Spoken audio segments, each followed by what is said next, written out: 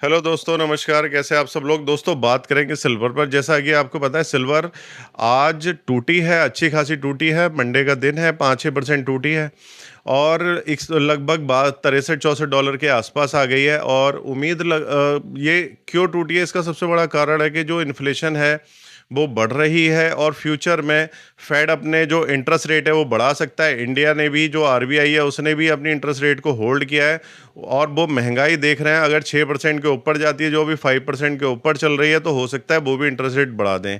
एक बार interest rate बढ़ाने का क्रम स्टार्ट हुआ तो आप समझ लेना कि यहाँ से गोल्ड और सिल्वर में एक करेक्शन आ सकती है। लेकिन जो लॉन्ग टर्म इन्वेस्टर हैं वो इसमें बने रहें। उन्हें कोई नुकसान नहीं होने वाला। देर सवेर ये फिर से ऊपर जाने हैं, क्योंकि गोल्ड और सिल्वर एक ऐसी चीज़ है, वो कभी नीचे तो आती है लेकिन एक रिट्रेसमेंट लेती है, फिर से ऊपर जाती है।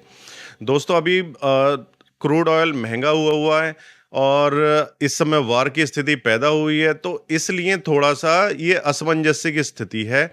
लेकिन गोल्ड में भी आपने देखा होगा, अभी $4300 के आसपास चल रहा है और 4150 के आसपास, $4150 के आसपास उसका बहुत मजबूत सपोर्ट है। वहाँ से इंस्टीट्यूशन की बाइंग आ जाती है और हो सकता है फिर से एक बार आपको गोल्ड ऊपर जाता लगे। लेकिन ये एक टेम्परेरी है और जो भी लोग ट्रेडर हैं तो वो 4150 के नीचे थोड़ा सा कॉशियस हो जाएं और उसके बाद, लेकिन जो लॉन्ग टर्म इन्वेस्टर हैं वो बने रहें और सिप के माध्यम से इन्वेस्ट करते रहें। गोल्ड आपको जल्दी ऊपर जाता दिखेगा, लेकिन टाइम लेगा। जैसी महंगाई दर कम आएगी और क्रूड के रेट नीचे आएंगे, इकोनॉमी की हालत सुधरेगी, तो आप देखेंगे कि गोल्ड और सिल्वर फिर से बूम करेगा। क्योंकि ना तो सिल्वर की डिमांड कम हो रही है, इंडस्ट्रियल डिमांड कम हो रही है, ना ही आपने देखा हो जो उसमें ईटीएफ आ रहे थे, ईटीएफ में उसकी डिमांड कम हो रही है।